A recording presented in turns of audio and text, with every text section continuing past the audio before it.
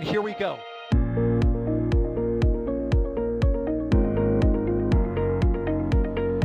There's the deluge. Here's ignition. Doubling up. Did it just do a Kerbal? Back to the moon and beyond. Put that in the big bag, you know. Back at home, we all have a lot of work to do, but from here, that sure looks like a perfect flow. Propulsion continues to be normal. We did have an observation. Equalizer. 343 unfolds to go. It's orange. Water towers can fly!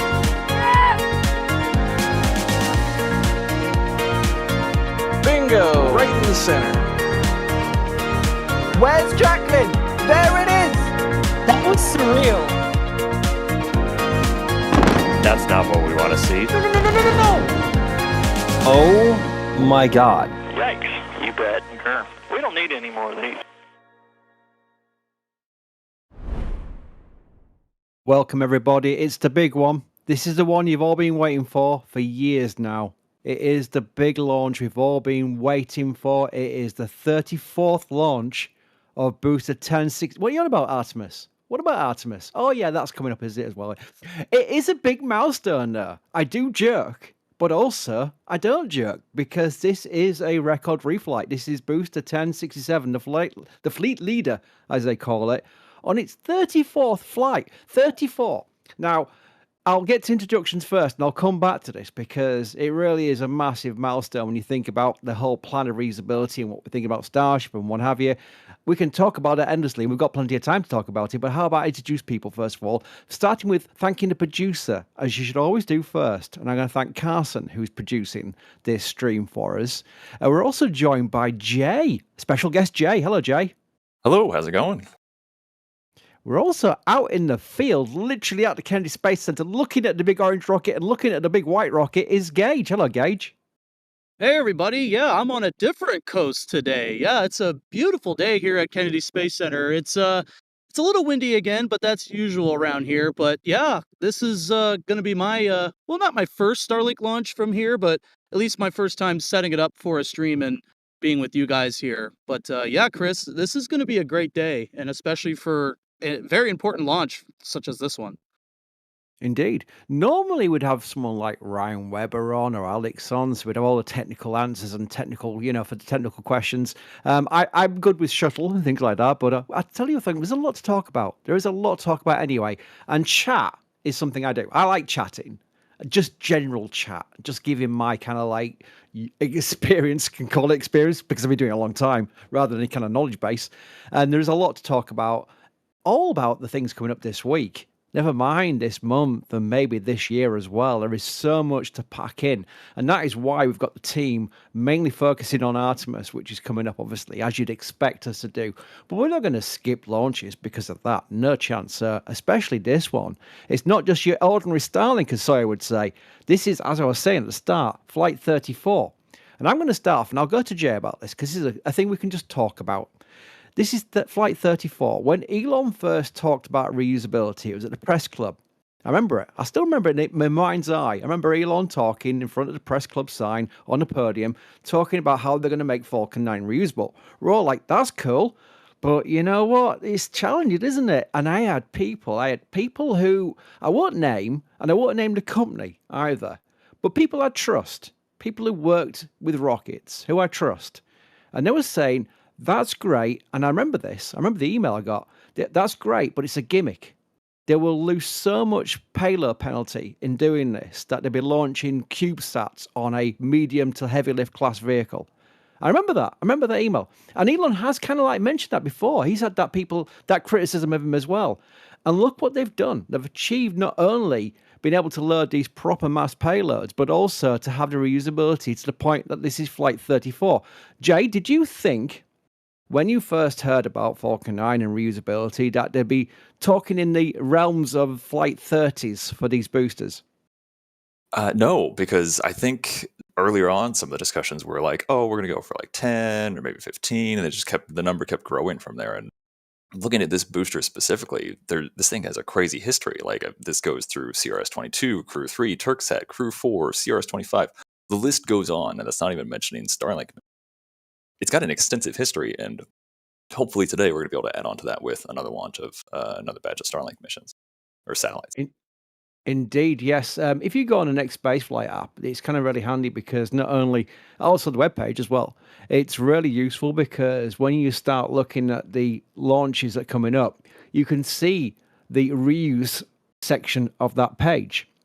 And there it goes. It goes booster 1067, flight 34, a 37-day turnaround. Now, that's the thing with Starship is Starship is looking to do this reusability, but with the rapidly at the start of it, well, guess what? Falcon 9 and Slick 40, for example, they're proving out the initial parts of this rapid part. It's not the rapid reusability that they want with Starship. They're looking to have a really rapid turnaround with that vehicle. And, of course, fully reusable because it's both the upper stage as well, which is the ship being reused. That's the eventual goal of Starship. But just the facts, I mean, this is now the 610th recovery attempt. I remember also back in the day, they were saying, look, we'll make reusability work, but do expect us to lose some vehicles. And they did have that factored in. I can't remember the percentage, but it certainly wasn't anything like what they've achieved. They've only lost a few. It really is impressive. And I'm just going to read this out as well, because look at this. Shall I do this? This is the past missions. CRS-22, Crew 3, Türksat 5B, Crew 4, CRS-25, Eutelsat Hotbird 13G, great name. CES O3B, mPOWER A, great usernames for these satellites. PSN Satria. Oh, great. Here we go. Something I can't pronounce. Telecomsat Merah 2, something, whatever. Galileo L13, Koreasat 6A, and 22 Starlink missions. I'm glad we're not listing all of those. I'll be here all day. It's launched 685 satellites, and it'll be 714 after this mission. And the booster is being recovered on Just Read the Instructions. I've got a question, actually. I did see in a panel. Let me find it. We have a new panel, by the way. I got very excited about it. Jay has designed his new panel. It's from Pauline Brooke, who asks, where's ASOG, which is a short for Gravitas? Haven't heard a peep from her lately. Well, I think they're doing... The funny thing is they're doing turnarounds. They do have like downtimes where they turn around the vehicles, turn around the drone ships, I should say, where they need some maintenance. You could expect with all these Falcon boosters landing on them. I will ping Gav, because Gav knows his ships. But in fact, Gage, I might come back to you, because you do like your Space Coast Live. Have you got any inside information on the ASOG situation? I don't. It actually just left earlier today. Actually, I'm just being told a few hours ago, supposedly for the next mission. So seems to be all as well now. Our fleet camps caught it, I think, 2 hours ago, something like that. Maybe it's okay then. Pauline, let us know what you mean. You might make some more extra context to that. But I will say, there's been a history of where the drone ships have had to have some maintenance, because you'd imagine with a booster land on them, they're going to need some maintenance doing now and again. But not dramatically like they have done in earlier years, where they had to go off to a special port for repairs. I am keeping a kind of like little digression to myself here, but we are keeping a lookout for the drone, well, I say drone ship, the actual barge that will be transporting the first Starship booster and ships, or whatever they're going to do as in whichever order, from Starbase to the Cape, ahead of the first Starship to be on 39A. That's another thing we're going to expect this year. When this year, we don't know. But that's going to be something fascinating to watch. And I guarantee you will be extensively covering that, because that is a major, major milestone for not just the Starship program, but for spaceflight in general. Really, to see Starship on two coasts is going to be something unsurreal. It's going to be completely surreal. I want to thank some people as well. Wilbur Baggins, who's an absolute legend. Wilbur Baggins is somebody everybody knows in chat. In fact, Wilbur's got commands and everything. This basically, Wilbur is always in our streams, and I very much appreciate it, because Wilbur's have great news. 2 more here. Sorry, 2 was me. That was a super. So thank you very much for that, Wilbur, because you are super. There we go. A little segue for you there. Mark has become a Red Team member. Welcome, Mark. Good time to join, because it's going to be a busy, busy, busy month. Sideshow Bob has said, never mind, no, I'm going to make 5 other people members by gifting 5 Red Team memberships. Thank you very much for you. Oh, hang on, Wilbur's back. This one is for Bideford with love. Hello. And Bideford's followed it up. Here's to everybody with or without hair. But I am having so much fun enjoying SpaceX launches and NASA 2, Rock'em and Sock'em. Thank you very much, Bideford. Oh, that was because I made a reference that we were starting 10 minutes later than normal because I was washing my hair, even though I've got no hair. Oh, there we go. If you've got any questions, do at NASA Spaceflight or at NSF, followed by your question. It'll go into our brand new panel that I'm still sort of like fascinated with because it's so many colors. It's kind of like it's kind of distracting me a little bit to the point that I'm really loving it. And it'll go in there. We'll be able to put it on screen. We'll answer them best we can. I'm going to try and find one here. How many flights? Six String Simpleton. How many flights has Shuttle been on? Well, it's 135. But I'm sure you might mean an elaboration on that question because that 135 is kind of well known. Maybe you've got a different kind of question. Do reply back doing it at NASA space flight, and I'll find it to see what you mean by that because it is 135 launch of the space shuttle program. Oh, here we go. How close is this boost to the reuse record of Shuttle? Well, Discovery was the fleet leader. Oh, I can digress as well. I can bring Jay on this one. Discovery was the fleet leader. She ended up with the most amount of flights of the space shuttle program. And of course, she is now in the news because Texas wants to take her from the Smithsonian down to Texas to Houston because they believe Houston deserved a flight space shuttle. Now, the latter part I agree with. Houston should have got a flight space shuttle. I totally agree with that. However, and Jay, I'll ask you this question. Do you think it's right now that Houston should get one, knowing that there probably will, it'd be unavoidable to damage her in the transportation down to Texas? Yeah, that would be a little bit tricky. I feel like they would have had a stronger case for Endeavour, given that they were, sort of packing the thing up and getting ready to take a vertical. But obviously now they're going to have the incredible vertical stack in California and LA. So I don't know. It is tricky because you're right. It absolutely would get damaged. And Discovery has a special place in my heart because it was the return to flight after both of the shuttle disasters. And so it restored confidence, at least, whatever there was in the shuttle program, and also deployed Hubble, which is something we all enjoy seeing pictures from. So I don't know. I would hate to see something happen to it in trying to move it just because they wanted to use it. I agree. I'm fully against it. But again, with the caveat that I do believe Houston had a very big claim to get one in the first place. Now, the mistakes of the past is no excuse for then saying, well, we're going to rectify it by potentially damaging Discovery. And I say fleet leader. I also say vehicle of record. She flew 39 times, by the way. I didn't answer that actual number that was asked there. It was 39 times Shuttle Discovery launched. The reason why they call a vehicle of record is during the retirement, it was called Transition and Retirement, TNR program.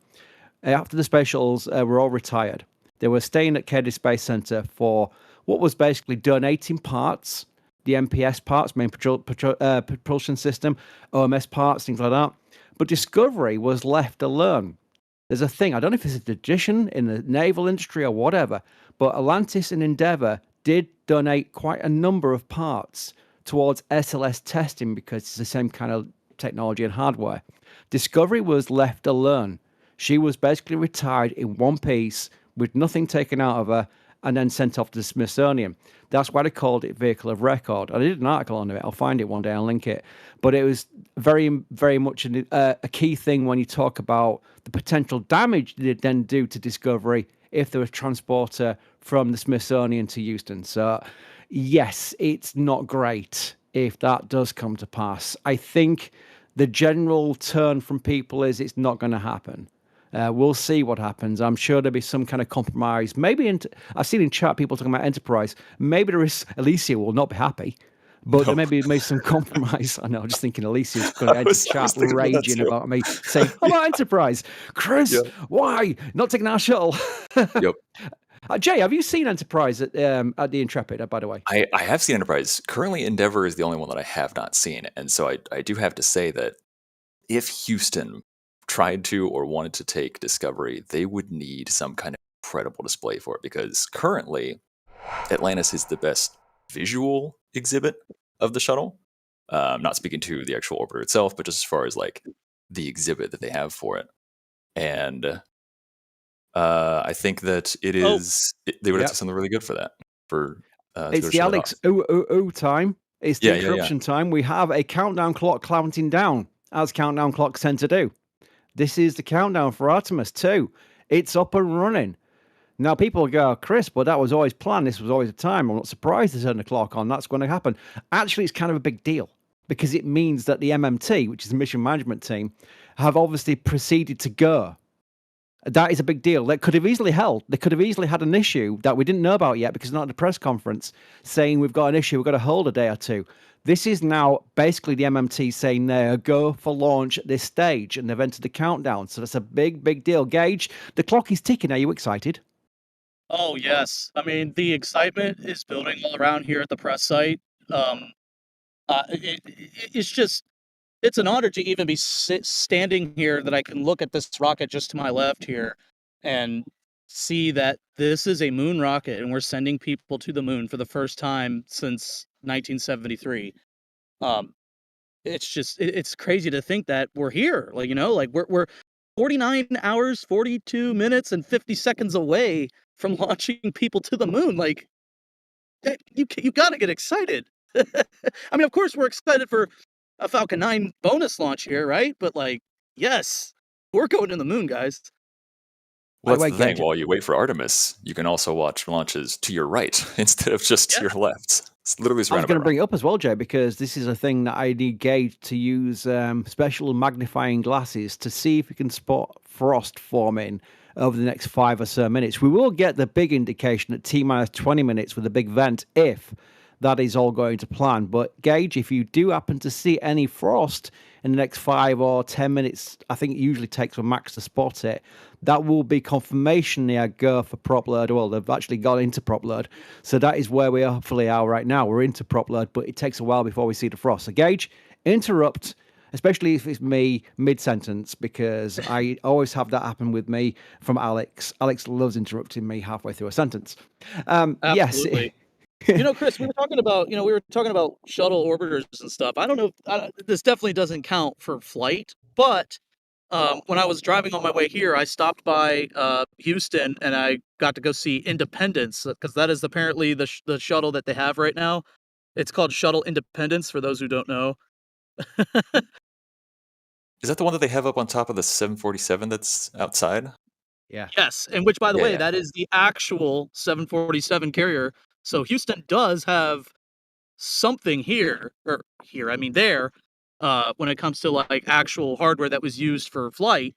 That's why I scratch my head. Like, yes, I know they should have gotten a shuttle in the first place, but like right now, there's not much you can do. I mean, you already have the 747, which I think is absolutely cool. You can see it from the side of the road, even. Like it's incredible. And there's a SpaceX kindly left a I forgot which booster it is, but there's also a Falcon 9 laying there as well, right next to the road. If you drive by Space Center Houston, it's really cool. It's cool. Yeah, I mean, especially the 747. They called it the SCA, the Shuttle Carrier Aircraft, and there's kind of a fun thing that if you get up and close to the SCA, you will see on the mounting points on the top of the 747, it says "Install orbiter this way up." It's hilarious because it's obvious, or black side down because of the TPS. It's a fun thing that was always on the SCAs that everyone made everyone chuckle every single time. I would actually say that the photographs we've seen from the T-38s of a shuttle being transported back from California atop of the SCA are some of the best shuttle photography you'll get even from launch. I've seen them when they're doing piggyback rides. It's stunning. And I will say, credit to NASA for what was a very, as they called it, bittersweet period. They could have easily just said, right, the shuttle's retired, let's not talk about the shuttle anymore, because it was onto the Constellation program by then. They did extensive coverage of the retirement farewell tours of the orbiters, and I will bring Endeavour up as a special mention because I don't know if anyone remembers in chat, but NASA TV had plane footage, they had ground footage. There's 1 million people out around California watching the flyby of the Hollywood sign, the San Francisco Golden Gate Bridge, the observatory, all the things you see in GTA. That's in GTA. All the things all the landmarks. It was amazing. Then they had the road tour, the actual final. When they landed at LAX, they took her on a transporter and took her through the streets of LA. It was amazing. Just seeing so many people come out. Yes, Gage? Not to interrupt you there, Chris, but the PA system here at the press site just confirmed that the Artemis countdown is officially underway. So that's even more confirmation that They are going for an attempt on April 1st for Artemis 2. Well, I should hope so. Otherwise, someone's pressed the button on the clock a bit prematurely. That clock You has know done what I great mean? things the last few weeks, so I mean, it's Yeah. possible. There we go. Yeah, Alex. Well, yeah, I've obviously got people who have not heard me for many times and not listened to Repticide for a start. I'm from York in North Yorkshire. I am the Yorkshireman here, the oddball, the black sheep, the weird one. The rest are all Americans, apart from Alex, who's Spanish, and Ryan Caton. He's from Norfolk. He's from Norwich. So that's where the difference in the accent is. But yeah, I'm from York, North Yorkshire, home of the best Tier 5 football club, unless you're a Rochdale fan. Moving quickly on. Howdy, fellas, says OSD Moody. Thanks for the Falcon 9 coverage. Not to take away from it, but there's a new TFR, which is flight restriction for masses up at 10,000 feet, April the 3rd to the 14th. Thanks again, Gage. I know you're not there right now, but does that usually mean potentially for the static fire of Ship 39? Potentially, yeah. The last time a static fire occurred there, they had a similar TFR. So yeah, that is definitely a good sign that they might be targeting for a Ship 39 static quite soon. Hopefully they wait until I get back, though. Yeah, it's again, it just points to what April is. Let's not forget, we've also got potentially a Falcon Heavy launch in April. You've got Artemis 2, obviously, as we've been talking about. You've also got Blue Origin, New Glenn. That could be launching pretty soon as well, in like a week's time. It really is the era we were promised, and it's now achieving, but it's not even touching the surface of what we're going to expect in the years to come. I mean, Jay, if you just take, there's next space flight with all the launches coming up, but if you just take what we are now, we're all going, wow, so many launches. What do you envision in like 5 years' time? Do you see Starship launching like Starlinks, Starlink Falcon 9s? Do you see it even more than that? Do you imagine us having these lunar missions that we've all been promised? Where do you see the future in 5 years' time? Well, I see us needing a lot more commentators in this particular circumstance. We have been very busy this week and will continue to be so. And the launch cadence only seems like it will continue to pick up. One of the great things about seeing things like we currently are with SpaceX and with ULA, all the current launch providers, is that it only inspires more companies to innovate and to take up reusability and to pursue their specific areas of work. Because what SpaceX is doing in this case, or really any of the launch providers that are launching nowadays, is that they are showing that this cadence can be maintained and can be increased. And that means it will inspire others to do more work farther out, like doing work in cislunar space or actually on the moon itself. And so that will lead to more demand, and so then more supply, and so on and so forth. So it should hopefully kind of snowball, and we should get a real like cislunar economy building over the next 5, 10, 20 years. At least that's the hope. And so we're seeing sort of some of the reusability of that with this particular launch. We're seeing that with Artemis 2 going hopefully in a few days, and really looking forward to seeing where that leads, because who knows? Technology advances at such a crazy rate, it's hard to predict. It is, but I'm a lot more encouraged over the recent weeks, especially with Jared in charge and his replan. I always come across a little bit like a fanboy, and I don't mean to be. As a Yorkshireman, I can't be a fanboy. We're just too miserable. But I am very encouraged by the way he's grabbed everything by the scruff of the neck and said, look, this isn't going to work as it is. Let's change things. Let's make some hard choices like ML2, like the way that Block 1B with SLS is not going to be happening. And let's make things more refined. Everything he's been saying has encouraged me. And I say that from someone who's been following NASA since really the early days of the space shuttle program in the 80s. So it really is something where it's finally been a shining light. I always thought it would be that way because I've always been impressed with Jared during Inspiration 4 and Polaris Dawn. He's always come across as somebody who's completely clued in and focused, laser focused on what he needs to do. That comes from his business side as well. But he's obviously a big spaceflight fan as well. Obviously, he knows I've replied to him in tweets and stuff, and he's replied back to me just like any other space fan would do. It's kind of like you see those things. You'd never get that from Bill Nelson.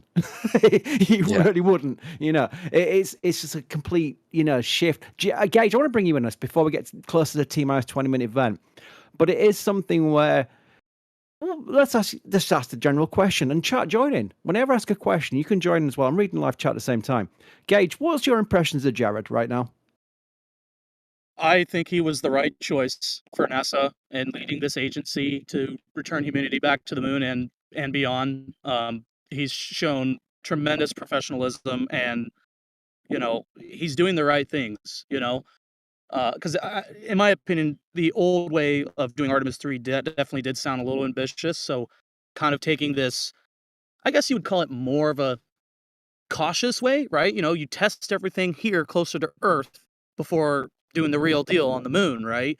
And I think that was an excellent idea. I'm sure there was more people involved with that idea than just Jared for the revamped Artemis 3, but he was definitely the right choice to lead NASA to where we are today. And, especially right before this huge historic mission, I could have asked for a better administrator than Jared.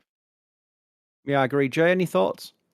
It reminds me, and you kind of touched on this a little bit, Chris, but it reminds me of Tory Bruno, where he is more direct with people. He nerds out about this stuff, and things that he has talked about recently, which some which we cover in our recent This Week in Space Flight for folks who are wondering about what's been going on. There's been some big news last week.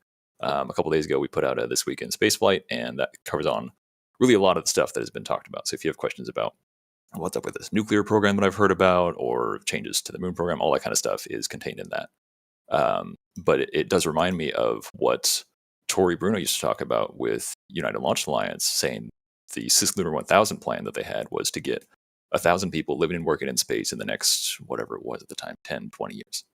And so Jared talking about this stuff has also touched on that sort of a thing of getting people living and working in space, because that's the real goal for us, is to try and move on beyond just Earth. Yeah, I agree. That was pretty much covering one of the questions in chat. So I've put your question into chat because that was kind of relevant to what we were just talking about. But it is kind of funny because people do say to me, "Oh, Elon Musk's a genius." And yeah, because he's a very clever guy. I've always found him to be a very skillful hirer of talent as well. And that's no derogatory at all towards Elon. It's actually praise, because to find the right people to achieve what's in your mind. So that's where it's Elon's thoughts. Elon's come up with these ideas, which is where the genius part comes from.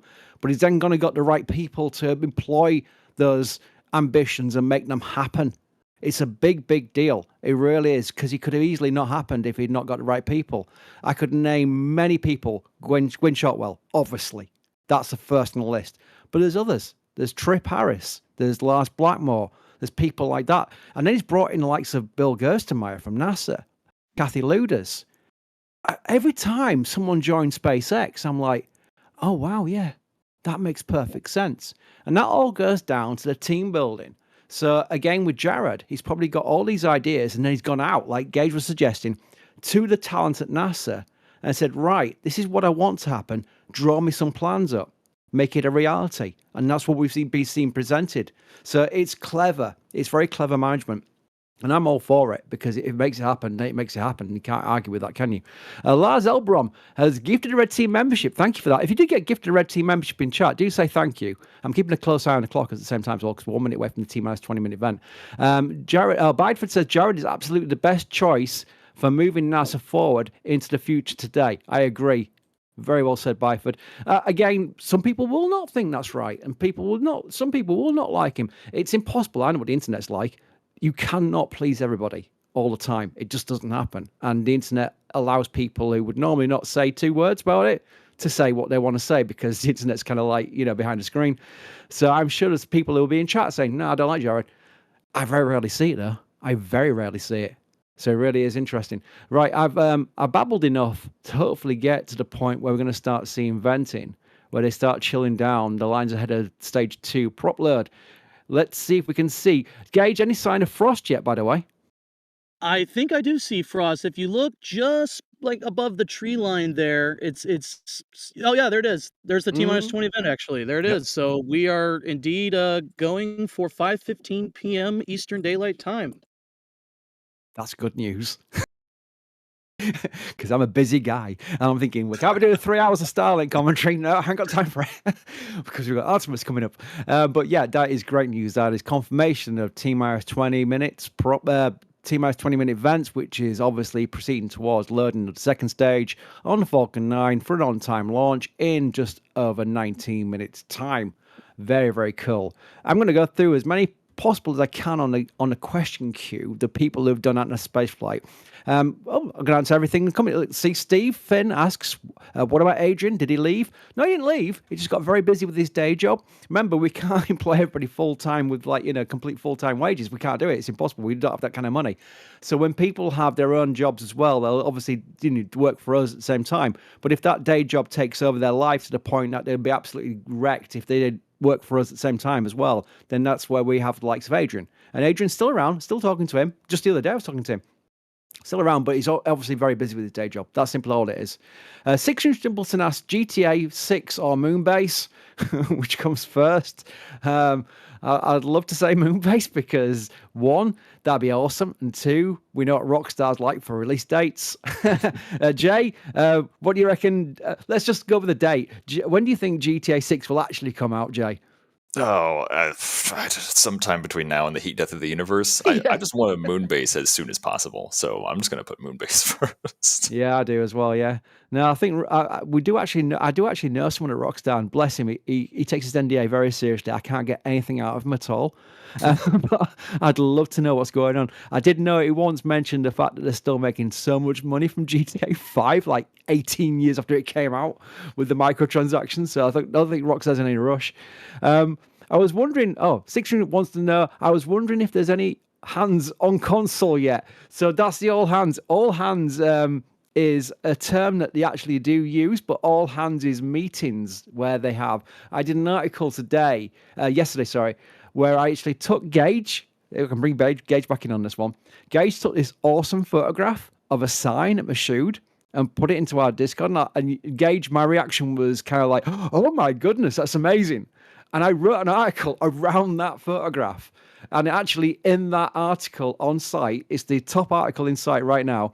If you go and look at it, you will see a photograph of 4 space shuttle external tanks and the workforce in front. That was an all-hands meeting at Mashoud. There we go. Long story short. But Gage, thank you for getting that photograph. I loved it. You're welcome, Chris. Thank you, Gage. Yeah. Gage is muted at the moment. It might be getting a little bit windy for his mic out there. I'm not sure. Yeah, you know what? Sometimes they do say in the back panel that I'm not on comms for a while, and I always ignore it. I always have the question. Doug52. Oh, there he is. That's my bad. I was talking while muted, but it's all right. Oh, yeah. Carson, click on it. Click on that one. Click on it. You'll see the all hands photograph. Here we go. Scroll down. That was scroll so down. Cool to see. You can't miss it. It's 4 external tanks. I did it. It's a long article. Keep scrolling. There we go. You've got it. That is an all-hands meeting. And they had 4 external tanks at the all-hands meeting. What an amazing flex from Mashoud. They go, right, we're going to have a staff meeting. We're going to bring 4 tanks out for the meeting as well. That is surreal. Wild. Yeah. That's one of my favorite photographs. It really is. It's so cool. I think it's from 1984. Yeah, it was incredible. I mean, obviously, when I drove by at Mashoud, I didn't get to really see anything other than that sign, but it was still cool to stop by and go, wow, huge program there.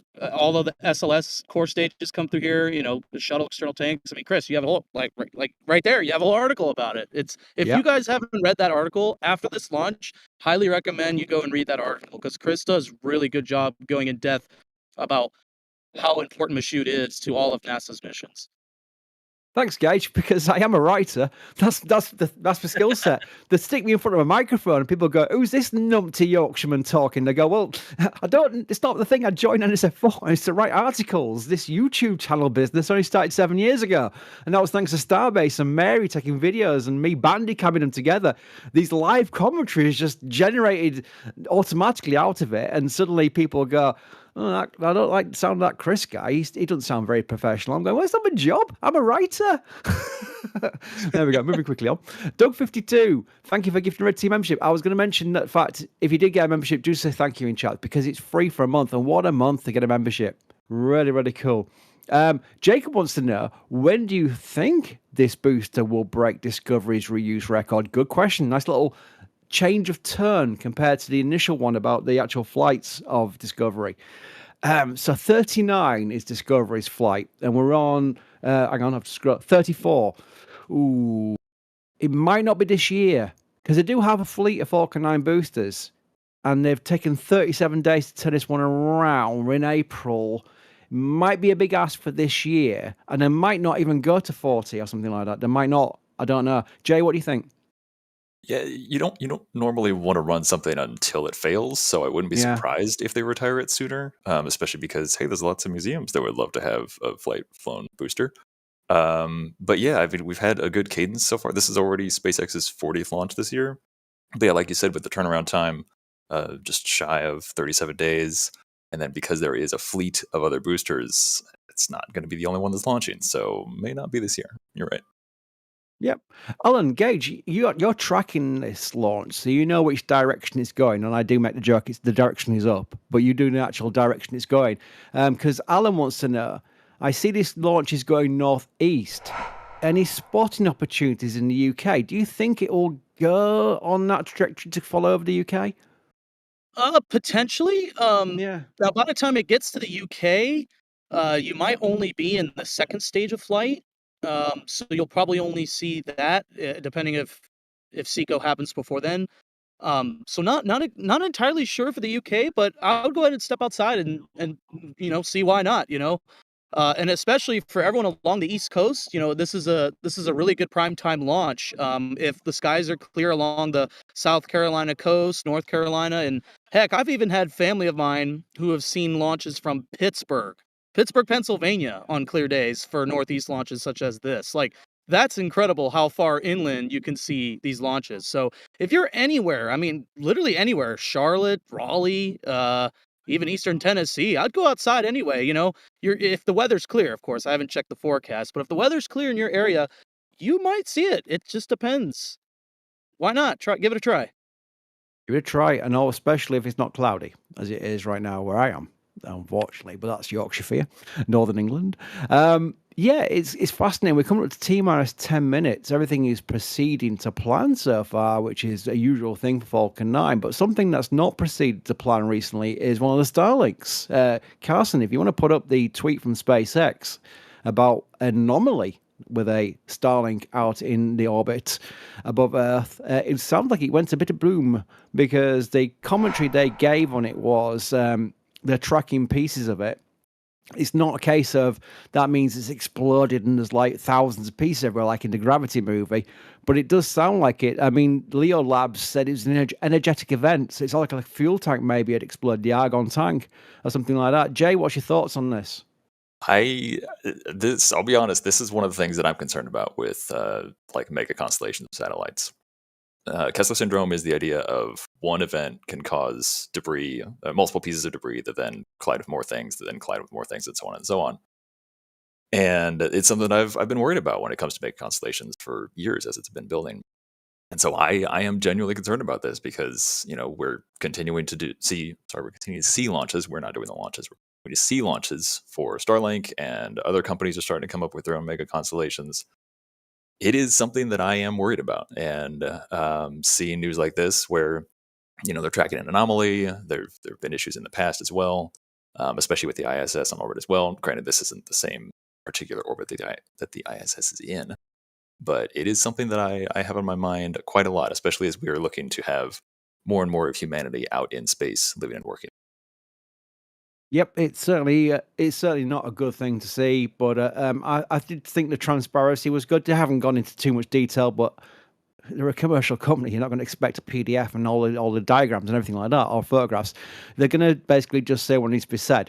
They did have to say that at some point, because the tracking assets like Leo Labs would have spotted it, and then people would be asking, why did SpaceX say anything? So fair enough, yeah, they had to say something, but at least they did.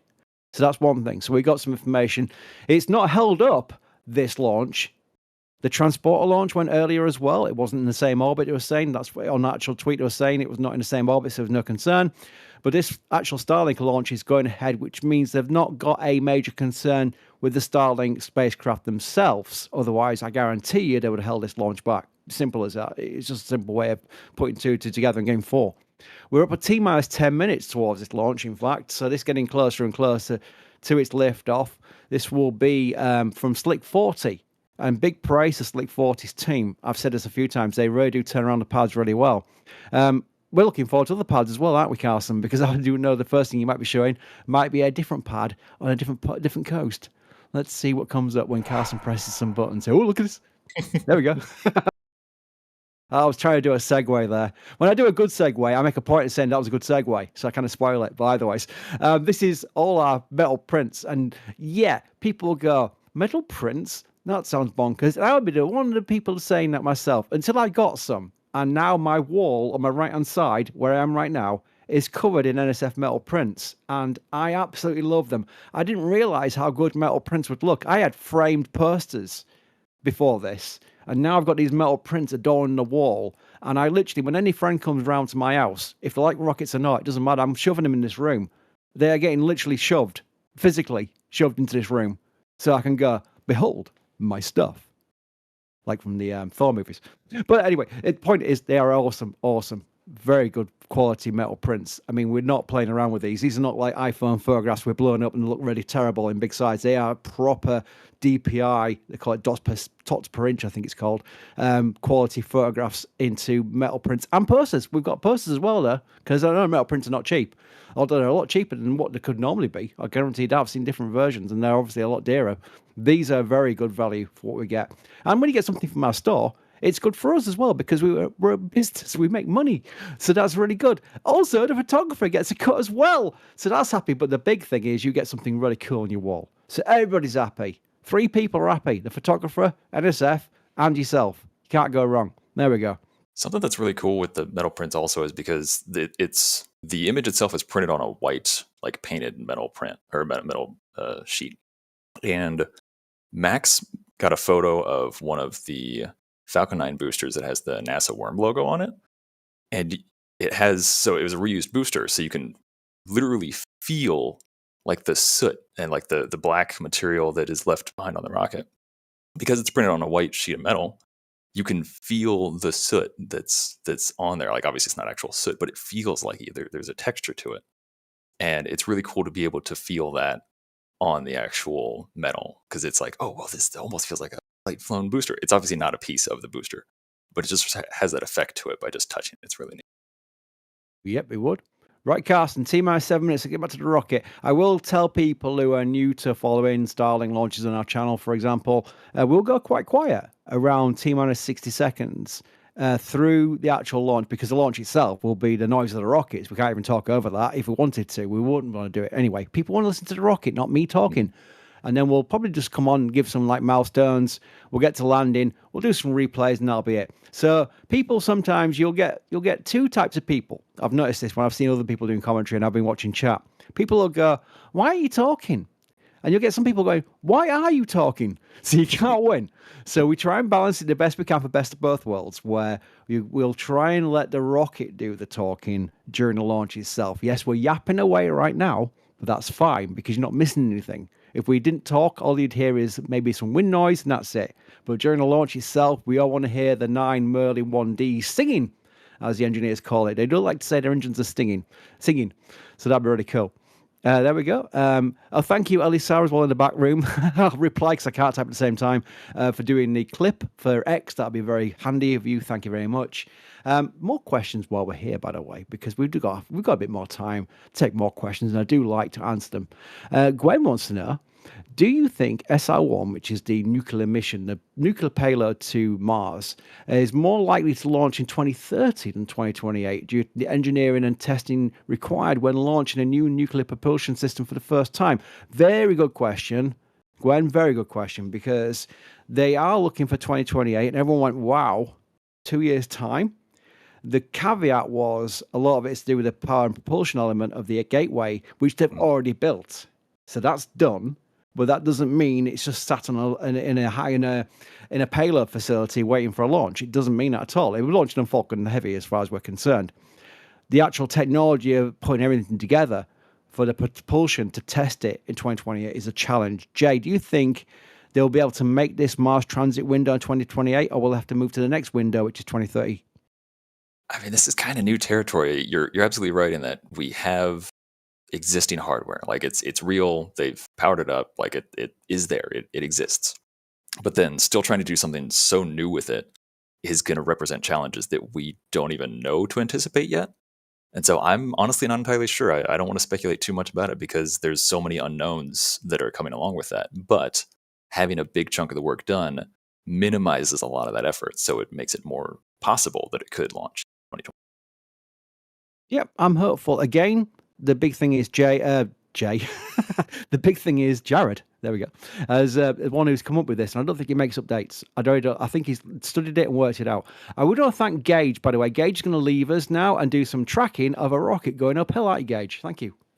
Yeah, thanks, Chris. Yeah, this is my first time hand tracking a Falcon 9, so I'll give it a try here. Let's see what happens. But thanks everyone for watching, and go Falcon 9, go Starlink.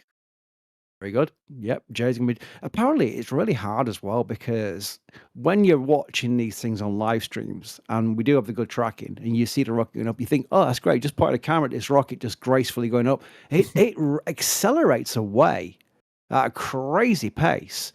Someone like me, even with an iPhone, would have no hope. I'd be like, "Where's the rocket gone?" Well, and these are even not if you did, iPhones. it'd just be a spot of light at that point because you don't have Yeah, the amount of zoom that we've got. Yeah, Jay, I mean, can you talk about this a little bit from your experience of basically, Yeah. Yeah, 'cause absolutely. I find it fascinating. It is really cool because every launch is different for a number of reasons. Both the rocket itself will be different, so it will handle differently. The trajectory will change things differently. Sometimes you have people walking in front of the camera, which you can't always control. It is always a very unique situation. Having the wind can be a big factor, especially as you get those long tracks. My favorite track that I've ever done was CRS, was it 16, I think, where they had the anomaly where it landed in the water. Because Das and I got to watch that go up, and I almost tracked it all the way back. But it is one of those things where if it's an RTLS, it's going to be a different kind of track. If you're just watching the second stage, it's a different track. All that is to say, it is a difficult process that looks easy, but if you ever have the opportunity to see a rocket launch yourself, do yourself a favor and don't bother with a camera. Go there, experience it, feel the rumble in your chest as the sound hits you. Just don't let the distraction of a camera be a problem. We are here to do that for you. Or if you see more launches in the future, that's a thing that you can do. But it is one of those things that is so incredible to experience, whether it's a night launch, day launch, sunrise, whatever. And that's part of why we get quiet as we get closer and closer to launch, is because the sound alone is such a vivid experience. It sounds like the sky is being torn open. There's no real other way to say it. So all that is to say, we love doing it. We enjoy doing the track. It is always a different experience. But if you ever have the opportunity yourself, experience it first and then try and record it later. Yep, we're into the point now where we're going to start getting call outs from SpaceX. You just had one there, second stage. So we are getting closer and closer now to the big milestones of the vehicle being pressurized for launch. And you'll hear about T-minus 40 seconds is when you'll hear the launch director giving a go for launch. That is the big milestone, the gateway, the gate point where we get the permission to proceed. And the only way it will not launch is if the vehicle itself aborts. There we go. Gas closeouts. Sorry if I didn't talk through a call out because I did not have the volume up on the stream. Oh, no, yeah. That's one thing you should always do. I got caught out with that back in the early days, yeah. Yep. 60 seconds.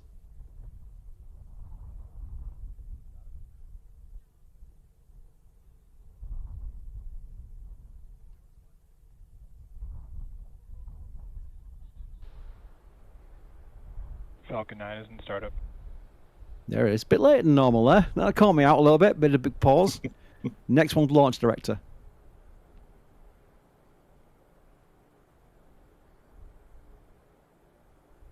LD, go for launch.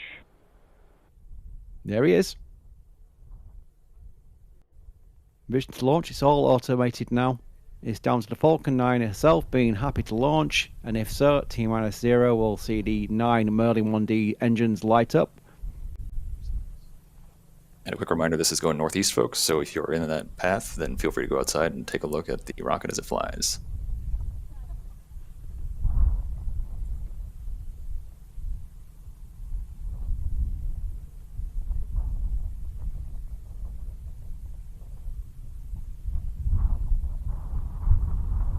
And there's liftoff. And now we'll go quiet so you can listen to the Merlin 1Ds during this launch.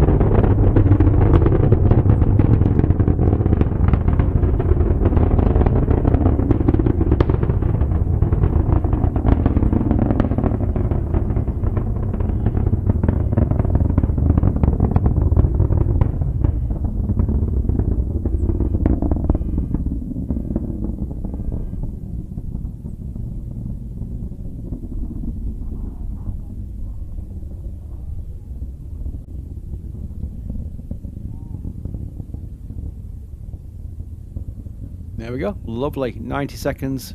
Past 90 seconds now into launch. Just another 40 seconds or so before staging. 1-2 staging, where the second stage takes over. The Merlin 1D back. All proceeding nice and normally. The clouds always are quite deceptive. It makes it look like the Falcon 9 isn't going fast enough, doesn't it, Jay? The clouds moving in the wrong direction. Yeah, but it does give some nice context for the motion rather than just tracking, the rocket in the center screen. You're like, okay, how quick is it going? But yeah, you're starting to see some of that plume expansion as well. The center engine pushing out the expansion from the other exhausts because you're having less atmosphere pressing in against them. I've just been hearing that during the Artemis briefing that the news center was shaking during that launch. So Falcon 9 interrupted the news conference. That was lovely. I'll have to go back and watch that myself. There we go. Coming up on staging now, you'll see the Merlin 9s shut down, and then you'll see separation coming up in a second. Stage separation confirmed.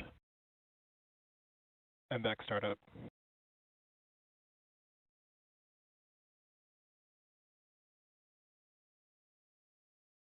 There we go. The MVAC has lit. Again, big shout out to McGregor Live as well, because we get to see those Merlin VACs. We get to see the stages being certified as well when they're brand new boosters, but we do see a lot of the second stages being fired up. They do that testing at McGregor to make sure that when they get into space, like they are now, that they're going to work as they prescribe to work, and it does tend to be. Sorry, SpaceX, talking over you. And as the grid fins also coming out, you'll see fairing separation. There we go. There are the Starlinks. Lots of milestones coming in quick succession. The booster is now orientating itself towards a return for landing a drone ship. I'll never get bored of this, Jay. Never get bored of this. People, drone ship landing is just amazing. Yeah, and it's so amazing to be able to have the onboard footage from the booster itself, getting to watch Earth whiz past as it, plummets, essentially. I was going to say rockets, but at this point it's just plummeting back towards the Earth. Wow, that was incredible. Oh, Gage is back. Hello, Gage. Good tracking, Gage. Well done. Pretty good stuff, Gage. I'm definitely not as good as Max and D are, but there was a cloud that was like right above the pad that kind of messed me up there. But wow, what a launch! This never gets old, guys. It's always that tricky thing of anticipating something's velocity so that you can end its trajectory so that okay, it's going to go behind this building or this tree or this cloud in this case, and just keeping track on that. And then it's always such a satisfying feeling when you get past whatever the obstacle is and it's just right in the center of the frame. Always so nice. And Gage, you can't compare yourself to Max. He's done like 100 of these now. Well, you see, I'm used to being at my computer 1,000 miles away tracking with one of our robotic cameras because I use a joystick for that one, and it's just easy to just keep tracking it. But here it's a totally different ballgame because you're moving an entire camera, with hands versus so yeah, it's definitely I could definitely use an improvement, but hey, you got to do one eventually. Yep, just takes practice. Yep. Right, Gage, I've got to ask you, as a middle-aged man, when you say joystick, I'm imagining something Commodore 64, where it literally is a joystick with a trigger on top for a fire button. What kind of joystick are we talking about here? I use a it's essentially a controlling joystick, right? It has buttons where I can zoom the camera in and out as I'm like moving the camera. Essentially, that's you're spot on. That's exactly what I use to control the cameras back at home. So That is cool. I must admit, I do hear that some of our SPL controllers do actually have their PS4 controllers hooked up to the cameras, so they can literally move cameras with a proper PS4 or PS5 joypad, which is something I want to do. I've still not got my soundboard software, Jay Keegan, by the way. I've got a soundboard right in front of me. There's a soundboard, literally, I'm looking at it right now, but I'm waiting for the software before I can actually use it. It's been like half a year now. Little mention there to Jay Keegan in the back room. Thank you. By the way, you know what else is funny, Chris? As we're getting ready to watch the re-entry burn here, isn't the Artemis press conference going on right now? I think it is going on right now, because we're hearing that the actual building shook during the Falcon 9 launch. That's hilarious. Yeah. That is really Here's cool. that entry burn. Firing 3 of the engines to slow down with their supersonic retropropulsion maneuver that they call it. Essentially creating a heat shield out of exhaust. Jay, you've not heard my Stage line, 1 my engine burn go-to shutdown. line, because there is shut down. The go-to line for me is what SpaceX had told me. He said it's a surfboard of fire. Oh, Just I from like the that. ground looking up, it looks like on the 3 engine at least, it looks like he's It does. riding a surfboard. It absolutely does. That's a good point. I like that. I just love watching it come in and sort of visualizing the trajectory that it has, because you can see that it does actually kind of glide a little bit, even though it is just a cylinder. You do get some of that motion in there trying to help it along as it gets closer towards the drone ship there. Yep, 20 kilometers up. The velocity will get to just under 1,000, and that's when the single engine will fire up for the landing burn. We're not far off that. It really does come down pretty fast, as you'd imagine. Oh, hang on. That happens. It'll come back. There we go. Stage 1 transonic. Transonic. About 10 seconds to the burn.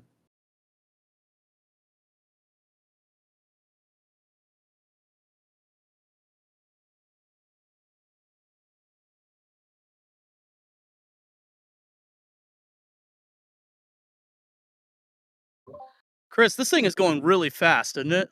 Like, stage 1 and stage 2 right now are screaming right now. Yeah. About 900 kilometers an hour on the first. Terminal guidance. There's landing Stage burn. 1 landing burn. A little rainbow there. Nice.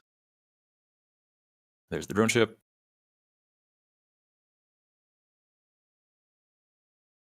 We've got so used to this, but it is incredibly hard to pull off. But Stage they've one, got the right landing leg people to make it happen. There's landing leg.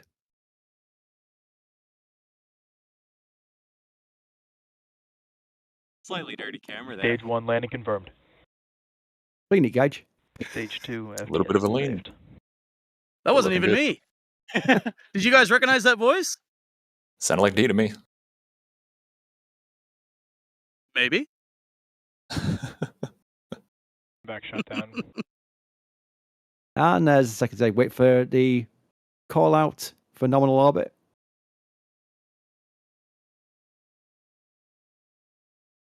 Nominal orbit insertion. There it is. All right. Lovely. So that's all gone very well. I wonder if Mr. Carson will tell me if there are replays to be showing shortly.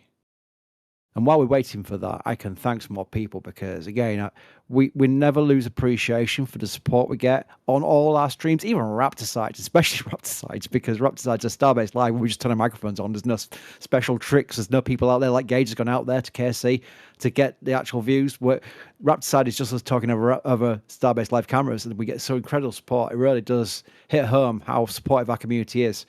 Bideford received my pin set, stunning, showing it to everybody. They really are amazing. Bideford, we took so much time over that. It was incredible, the amount of time we took just to make sure that was right. I am a terrible leaker. I don't want to say something that I shouldn't, but I do believe that if you're a member, especially, for example, if you've been gifted a membership today, you'll be a member. You will get a. Eric's shouting at me already because he knows what I'm going to say. There is something that we're going to kind of release to members first for the Countdown to Launch shirt that's coming up after this. I'm sure I've not got permission to say this, so I'm going to say no more. But just be on standby. Just listen. Chris said something. Oh, what does that mean? You'll see if you remember. It's like Well, it's a good time to be a member, I think, is what you're getting at. Yeah, it is a good time to So be if a you can member. put it to be fair. off, Yeah, that might be a good opportunity to become someone's gonna. I'm waiting for the ping. Someone's gonna be telling me off very shortly. I don't care. I started NSF. I've got some permission to leak things now and again. But thank you, Bideford. Very much appreciate it.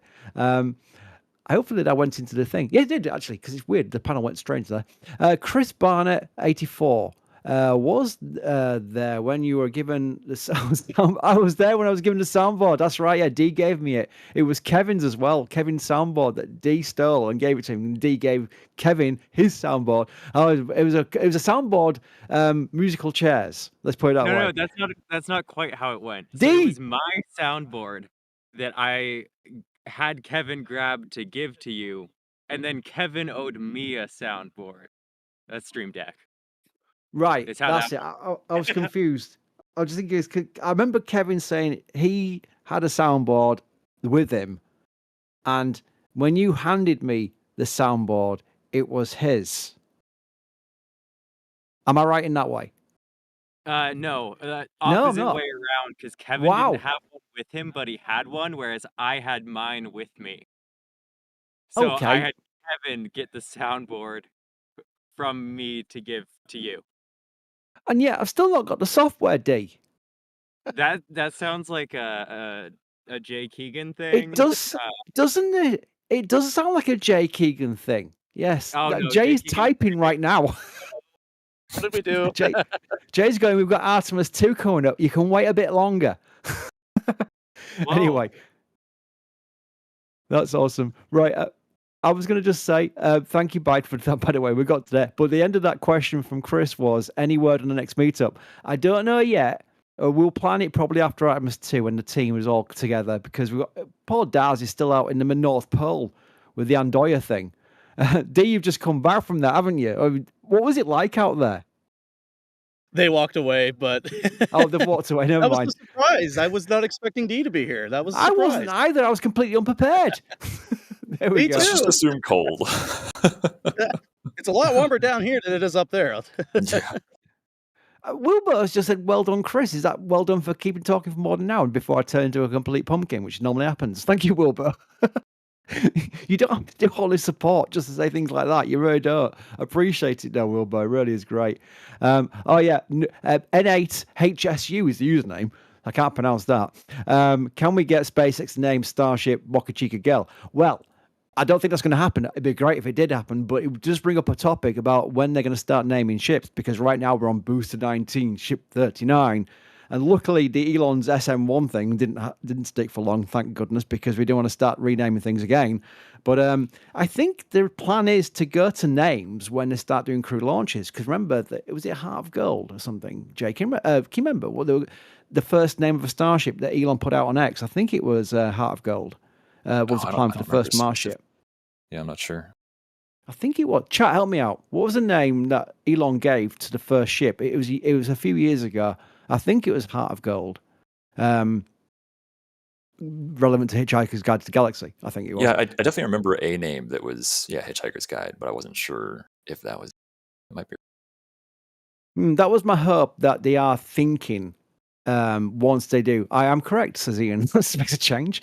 It does. It Don't is sound too kind of like, surprised. yeah, it is very much for me. It is. It is a hopeful sign that they are going to move on to giving the ships that do crew launches, and especially to Mars, actual names, which would be great. And that's where the whole question comes from, giving them names. So I do hope that happens. Carson, let me know about the replay situation if you can, if you got a chance, before I take more questions. If not, Carson will be typing very shortly, I'm sure. We were talking a little bit about the cadence of. Oh, sorry to jump in real quick, but we were talking a little bit about the cadence of really launches in general. But even today, this launch interrupted the press conference for Artemis 2. That was So it's yeah, amazing. that was funny because like I noticed like I mean there was definitely a lot of people out here at the press site. They're all here for the Artemis, right? But I noticed like there wasn't a lot of people as I thought there would be, and I was like, oh wait, isn't the press conference happening right now? And then a bunch of people ran out of some of the buildings during the launch because they forgot it was happening. Yeah, so it's not just a busy time for NSF, it's a busy time for everybody in the space industry. Oh yeah. Breaking news. Breaking news. Jay Keegan says that now that the new panel is launched, which Jay's been working on, I can get you software. Ooh, a After the big launch. soundboard, a working soundboard is going to be in my hands in the near future. So if you're a regular to a Raptor side, which I do every single time, apart from when York are playing, I will be pressing buttons. Goodness help you all. Hopefully it won't be just cow sounds. I want the soundboard it's not really a soundboard, it's a stream deck. I want to be able to do scene selections and what have you at ease, because normally I have to type them in physically. So that'd be really, really cool. I would look forward to having an hour or SBL where I just start doing lots of like moving around the cameras and what have you with a stream deck. That'd be fascinating. So thank you, Jay. I am very much looking forward to that. Wilbur wants to know, by the way, how is the team NSF sleeping ahead of Artemis 2? The answer to that, Wilbur, is not a lot. I think when it comes to something like this, you go all in or you don't bother. Yeah. All in or don't bother, yeah. Yeah, Gig was in Texas a couple days ago, and now he's here on the East Coast. Oh yeah, I mean, I went on a 3-day drive. I mean, it took me 3 days because I stopped a couple of times to check out some awesome other NASA facilities, right? But yeah, no, I'm over here on the other coast, and of course we have other team members that are coming into town as well. Max and Jerry are working hard right now. That's why they weren't able to support this launch. They're working on some special content for our upcoming Artemis stream, by the way. Wink, wink, nudge, nudge. So that gave me the opportunity to come out here and help out with this launch. So yeah, we're definitely cooking up a good stream for you guys. Cannot wait. See, that's how I should do it, Gage. You didn't leak at all. You gave a preview of something without leaking. I'm terrible. I'll just say what it is. I can't help myself. Carson says replays are ready. Carson, roll that tape. Roll the VHS tape. Press play. This is from our pod camera. Yeah, awesome view there from Port Canaveral. If you ever, a lot of people ask us, where can you watch rocket launches from? Well, not only do we have a video on that, but also Port Canaveral is a great place as well, because, for mostly southeast launches, it kind of flies over you, but even for northeast, you can still see it quite well, despite the cloud on frame right now, but... Yeah, the good news is pretty much anywhere Eastern Florida or really Florida, I guess, in general, you'll be able to see a launch. Yeah, which, by the way, did anyone anyone in chat, if you're in like South Carolina or North Carolina or New York or anything, did you guys see anything? Yeah, Might be a little chat. spoiling, but Yeah. Yeah. Yeah, that's something that Sawyer always does, and I keep forgetting see that. it at the top of the screen now in the middle. Oh, Sorry, yeah, there is. You're going to see the plume going up there. That's what Sawyer always does on streams. That says if anyone sees the launch and takes a picture of it, just reply to one of our socials, because we've got not just X, we've got all of them. We've got Facebook, we've got Instagram, we've even got TikTok. Would you believe? We've got Blue Sky even as well. We've got them all. I think the reason for that is not because we're trying to sort of like saturate the market on the socials. It's because these days some people say I'm not on Facebook anymore. I don't like it. I'm not on X anymore. I don't like it. You can't exclude those people if you just stick to one, if NSF sticks to one platform. So we do all of them. We've got a great team behind it. Matt, Elisar, Sarah, Chris, the whole lot are out there doing all this work on it. It really is very much appreciated, Matt. So all the team doing that allows us to have all those different options for you all based on your preference. And which camera is this, Gage? That is my wide shot. So I had 2 cameras out here for this launch. Nice. And this one's one of the press site cameras tracked by one of our operators. I think Daniel Brock was on this one. Good job, Daniel. Look at that. Nice. See, usually this is what I'm doing, but I'm actually on the other side this time. So thanks, Daniel, for getting that. That's awesome. Okay, just like I Well miss done, my Daniel. joysticks. I gotta use this tripod. Yeah. Through the clouds. Into another cloud. Yeah, great job. Yeah, Nice, we very got good. clouded out there towards the end there, which made it difficult for all of us. For the Oh, next couple next to days, have we'll have audio. audio, We- yeah. Yeah.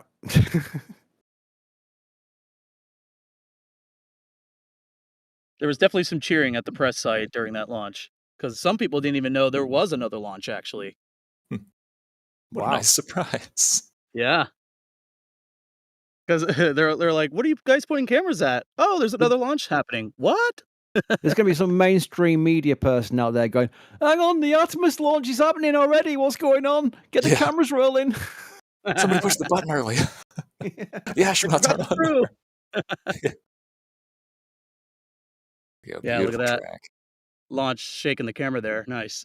A little bit, yeah, a little The bit of VAB breeze. squeal, which by the way, now that I've heard it in person, it is loud. The VAB squeal. It only does it for Falcon 9s. It's just incredible how loud that was.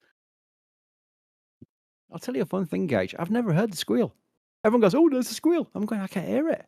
I think don't I've think got I like Really? a dog either. hearing where I only hear certain sounds. I just can't hear the squeal. I just never have. It's weird. Wow.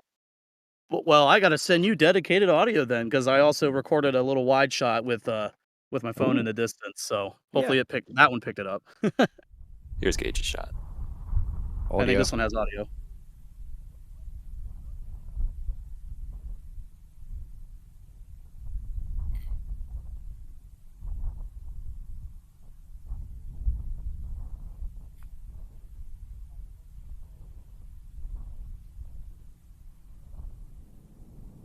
Let's Darn clouds. track it. There, oh, there. Yeah, you got it. You got it.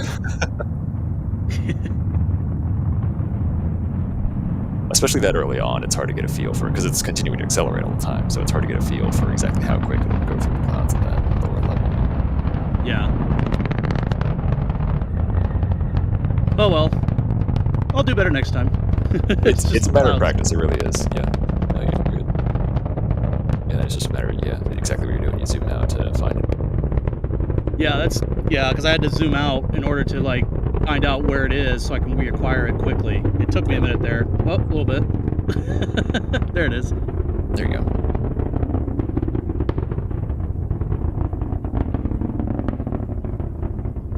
And another thing that folks don't really think about when you're doing a track, especially at like middle of the day like this, is that it's bright out there, so it's hard to see a screen. So it's really hard to track stuff, especially if you've got like a monitor angled a certain way or whatever. Like it's not just a matter of pointing the camera at the rocket, it's also a matter of seeing what you're looking to. Oh yeah. Yeah, Jay, I mean you nailed it. That's exactly what it is. Because I was staring at a monitor the sun is right at me too, so that doesn't help. Yeah, there's a lot of factors that go into tracking that people just don't know about. So it really does make it a challenging experience. Mm-hmm.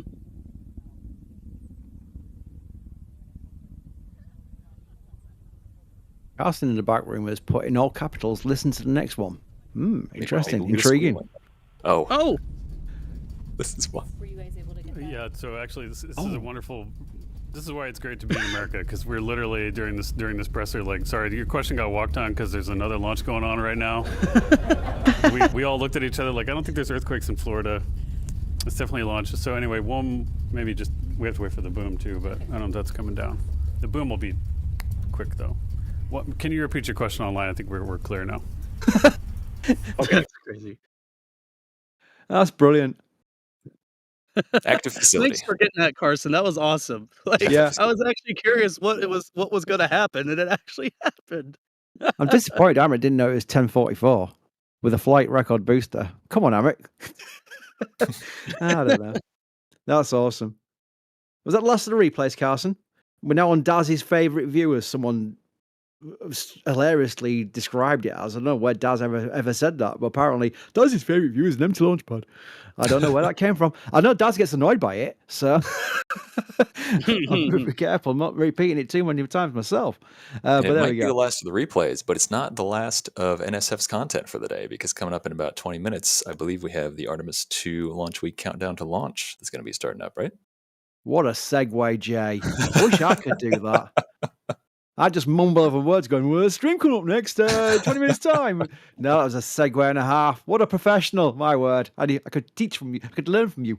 Right. Yes, that's a good point. That is a very good point. We're getting very close now to what will be extensive full coverage of Artemis 2, and not just the countdown, not just the launch, during the mission itself as well. I know from the news site, my personal side, we'll be doing a news article a day per flight day. That was something I used to do all the time during the space shuttle missions. I'm looking forward to the fact that I can do it again with the crew launch on Orion, where every day there'll be a news article for the flight day during the mission, right through to splashdown. So I'm looking forward to that myself on the news side, but we'll have extensive coverage on our channel, our socials, and everywhere, because this is the biggest launch from NASA in 5 decades. No two ways about it. It is massive, and we're looking forward to it. So countdown to launch is next. Let me thank who's been on the stream with us, starting with the producer, as always, Carson. Thank you, Carson, for producing this stream. Very much appreciated. Thank you also to Jay. Thank you, Jay. Yeah, happy to help out. I do also want to jump in real quick and just thank, because there's so many moving parts for NSF, I want to thank all of our devs who are working behind the scenes, like Jay Keegan, who worked on the new launch of NSF Core. So it's not just folks that are on camera or on comms or running cameras. There's a lot of folks behind the scenes who are doing great work too. So I want to thank all of them for all their hard work. NSF course sounds like a workout program where you get a six-pack. I don't know why. It does to me. Membership program. Yeah, something I'm never going to get any most of my life now in middle age. Anyway, thanks also to Gage. Thank you, Gage. Yeah, thanks everybody. And yeah, Jay, I want to echo that. A special shout out to Jay Keegan for working so hard on this NSF core. I know I've been bugging him for many months about when's this coming out? When's this going to get fixed? When's this like?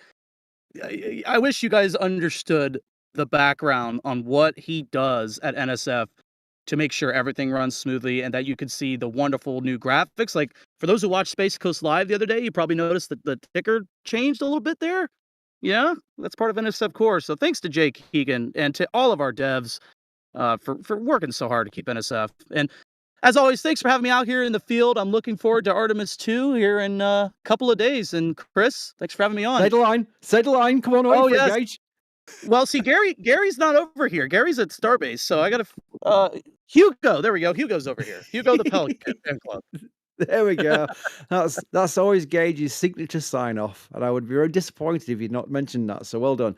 A quick one at the end from Gabe. How much talk before you lose your voice, Chris? Very, very shortly. So on that bombshell, let me say thank you for joining us. Countdown to launch is next.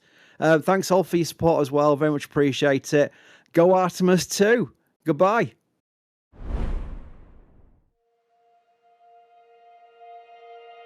And here we go.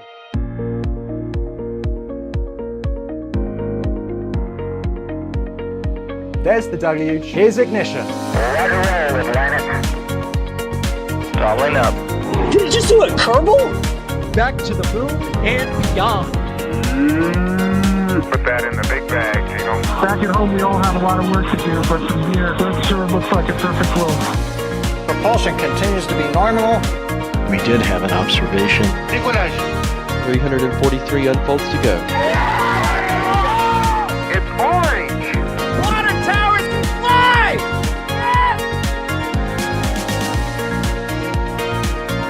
Bingo! Right in the center. Where's Jacqueline? There it is! That was surreal. That's not what we want to see. No! Oh my God. Yikes. You bet. We don't need any more of these.